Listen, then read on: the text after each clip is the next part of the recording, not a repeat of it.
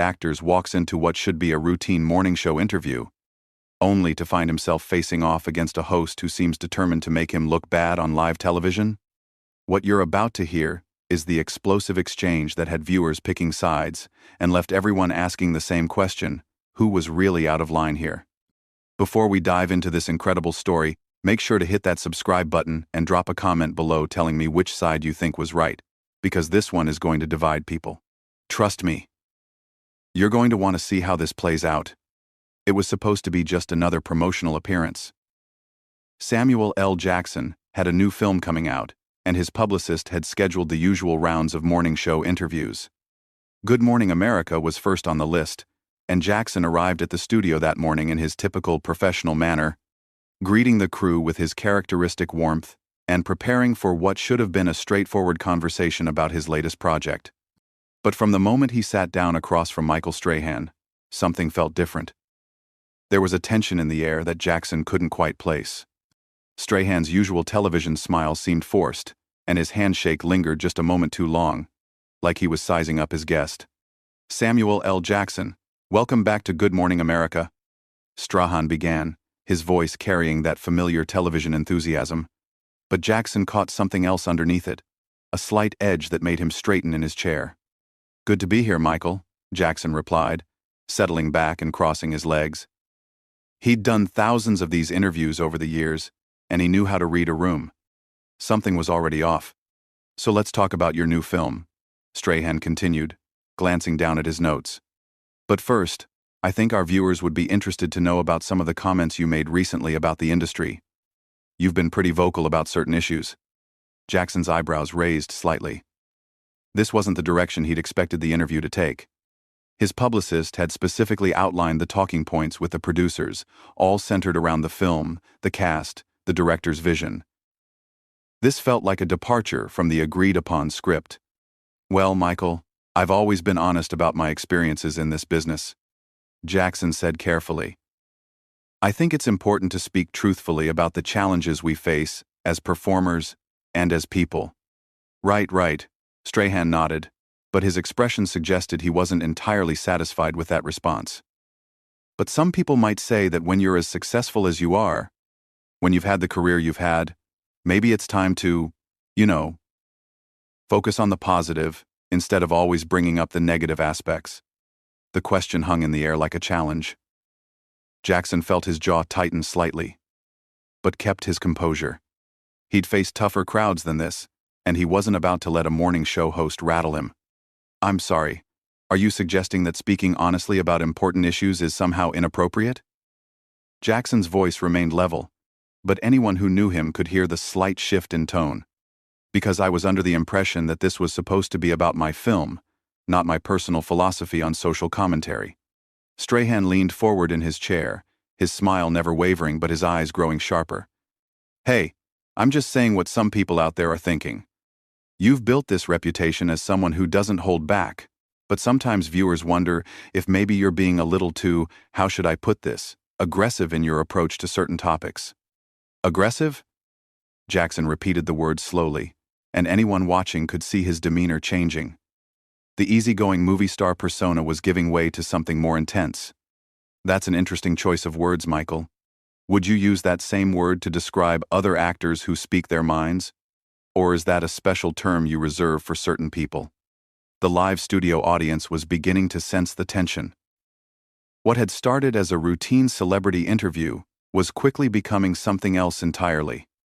Strahan, rather than backing down or steering the conversation back to safer territory, seemed to be doubling down on his confrontational approach. "Look, I'm not trying to put words in your mouth or anything," Strahan said, holding up his hands in a gesture that was meant to appear conciliatory but came across as condescending. "I'm just wondering if you ever think about how your comments might come across to regular people, everyday Americans who just want to be entertained when they go to the movies." Jackson's response came without hesitation, and his voice carried the kind of authority that had made him one of the most commanding presences in Hollywood. "Michael, let me ask you something. Do you think the people watching this show right now are incapable of handling honest conversations about real issues? Do you think they're too simple to understand that an actor can both entertain them and have opinions about the world around them?" The question caught Strahan off guard. He hadn't expected Jackson to turn the tables so directly, and for a moment, his television-ready composure slipped. "That's not what I'm saying at all." "Then what exactly are you saying?" Jackson pressed, leaning forward now. "Because from where I'm sitting, it sounds like you're suggesting I should keep my mouth shut about things that matter to me and just smile and wave and talk about how great everything is. Is that the kind of interview you want to conduct here?" "I just think," Strahan began, but Jackson wasn't finished. "No, let me finish," Jackson said, his voice rising just slightly but carrying tremendous weight. "I've been doing this for over 30 years. I've worked with some of the greatest directors in the business. I've been part of films that have moved people, challenged people, entertained people. And in all that time, I've never once apologized for having opinions or for speaking my mind. So if that makes me aggressive in your book, then I guess we have very different definitions of that word." The studio had grown quiet. The producers behind the cameras were frantically trying to figure out how to handle what was quickly becoming a live television disaster. But neither Jackson nor Strahan seemed willing to back down. "Look, Sam," Strahan said, and the casual use of the shortened name was clearly intended to diminish Jackson's stature. "I respect your career. I really do. But sometimes I think you forget that not everyone sees the world the way you do. Sometimes people just want to hear about the movie without all the extra commentary." Jackson's eyes narrowed. "Sam? We're on Sam terms now? That's interesting. And let me get this straight. You think people are too fragile to handle a conversation that goes beyond surface-level promotion? You think your viewers are that shallow?" "I think my viewers appreciate honesty," Strahan shot back. "And honestly, sometimes it feels like you're more interested in making points than in connecting with people." "Making points?" Jackson's voice carried a dangerous quiet now. "Michael, every film I make, every role I take, every interview I give, is about connecting with people. The difference is, I don't treat people like they're children who can't handle complex thoughts. I give them credit for being intelligent human beings who can appreciate both entertainment and substance." The tension in the studio was now palpable.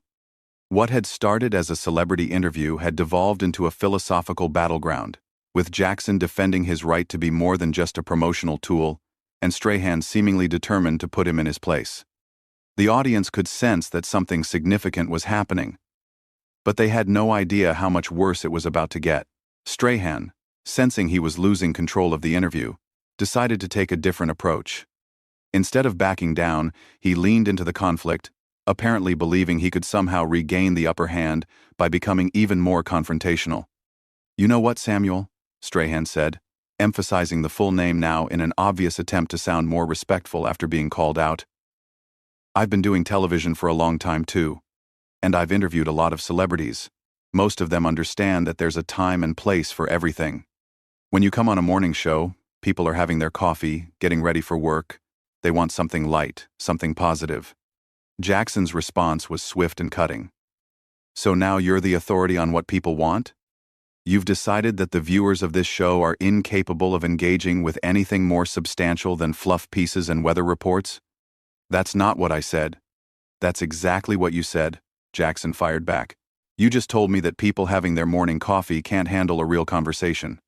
You've essentially called your own audience shallow, but somehow I'm the problem for giving them credit for being more intelligent than that." Strahan's jaw tightened visibly. "Look, I know you think you're making some kind of profound point here, but this is Good Morning America, not a philosophy class. People tune in for entertainment and information, not to be lectured." "Lectured?" Jackson's voice rose slightly, and the studio audience shifted uncomfortably in their seats. "Michael, having an opinion and expressing it thoughtfully isn't lecturing. It's called being a human being. But apparently in your world, celebrities are supposed to be nothing more than trained seals, clapping and barking on command when you want them to promote something. That's ridiculous, and you know it." Strahan shot back, his own voice beginning to rise. "I've had thousands of guests on this show, and most of them manage to have a conversation without turning everything into some kind of political statement or social commentary." Jackson leaned back in his chair, and anyone who knew his films could recognize the look that was crossing his face. It was the same expression he wore right before delivering some of his most memorable lines, that moment of calm before the storm. Political statement? Michael, when did talking about treating people with respect become political? When did suggesting that audiences are intelligent become controversial? You're the one who turned this interview in this direction. I came here to talk about my film, remember? And we can still do that, Strahan said, but his tone suggested he had no intention of letting this go. But first, I think we should address the elephant in the room. A lot of people feel like you've become too comfortable using your platform to push your personal agenda. My personal agenda? Jackson repeated, and his voice carried that unmistakable edge that had made him famous for playing characters who didn't back down from anyone. And what agenda would that be exactly? Strahan seemed to realize he'd stepped into dangerous territory, but instead of retreating, he pushed forward. I mean, you're constantly talking about inequality, about how the industry treats certain people differently, about social issues that some people think should be kept separate from entertainment. Some people think that, do they? Jackson's voice was getting quieter, which anyone familiar with his work knew was not a good sign. Michael, let me ask you something. When you wake up in the morning, do you get to choose whether or not you're black? The question hung in the air like a bomb waiting to explode. The studio audience went completely silent, and even the camera operators seemed to freeze. That's not what this is about, Strahan said quickly, but Jackson wasn't finished. No, answer the question. Do you get to wake up and decide whether or not your race is going to factor into how people treat you that day? Because I sure don't. So when you tell me to keep my personal agenda separate from my work, what you're really saying is that my experience as a black man in America should be something I hide when I'm promoting a movie. Strahan looked genuinely flustered now. Samuel, you're putting words in my mouth that I never said. Am I?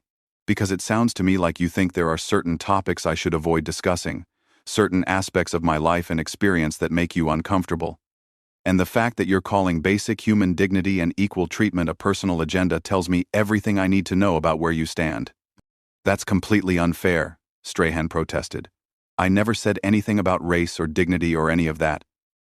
I'm talking about keeping things appropriate for the audience and the time slot.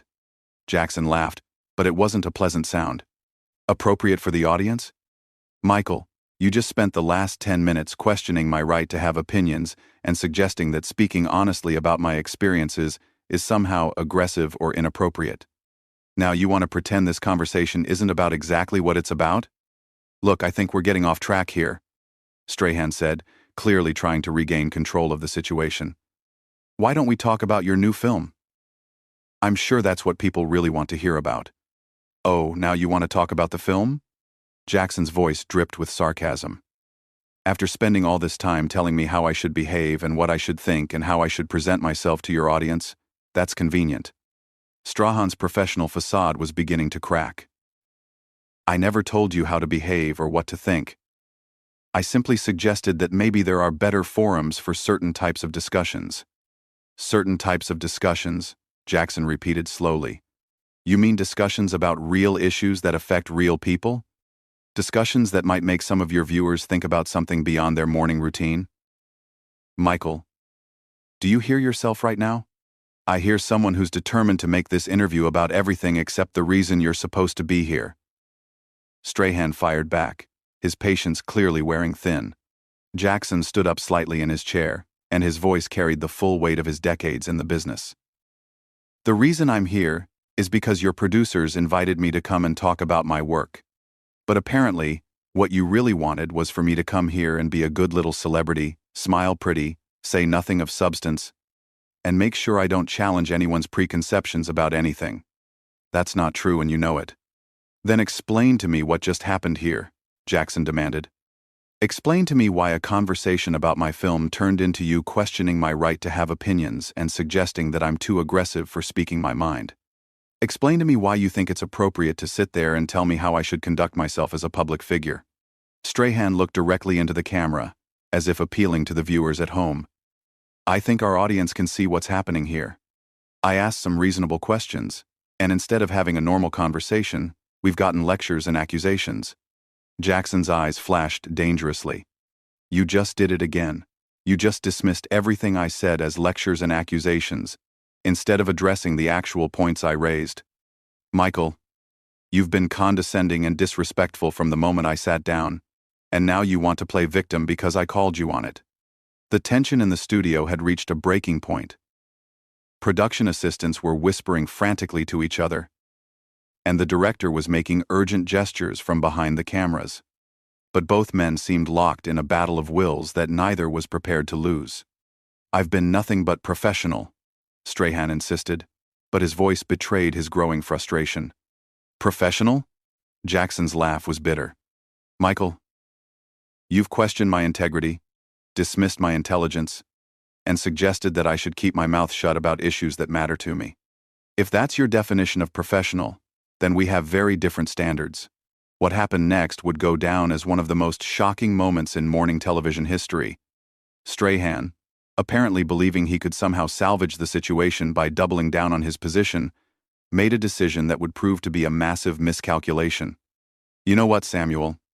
Strahan said, his voice taking on a tone that suggested he thought he was about to deliver some kind of devastating comeback. "Maybe the problem isn't with my questions. Maybe the problem is that you've become so used to people walking on eggshells around you that you can't handle it when someone treats you like a regular guest instead of giving you special treatment." The words hit the studio like a thunderclap. The audience audibly gasped, and even the crew members behind the cameras looked stunned. Jackson's face went completely still, and for a moment, the silence was deafening. "Special treatment," Jackson repeated, his voice deadly quiet. "Michael, did you just suggest that expecting basic respect and professionalism is asking for special treatment?"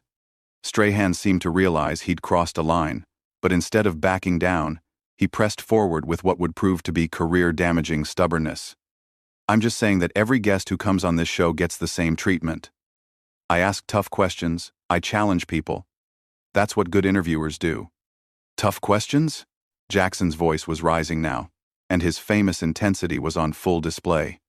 "Michael, you haven't asked me a single question about my craft, my preparation, my process, or anything related to why I'm supposedly here. Instead, you've spent this entire time trying to put me in my place and suggesting that I should be grateful for the opportunity to sit here and be insulted on live television. That's not what happened, and you know it."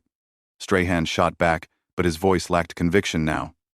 Jackson stood up from his chair, and the movement was so sudden and decisive that several audience members actually leaned back in their seats. "Michael, let me tell you what happened here. You decided before I even sat down that you were going to try to embarrass me on your show. You thought you could score some points by putting the uppity actor in his place, and you miscalculated badly." "Sit down, Samuel. We're not finished here," Strahan said, trying to reassert some authority, but his words only made things worse. Jackson's response was delivered with the kind of controlled fury that had made him a legend.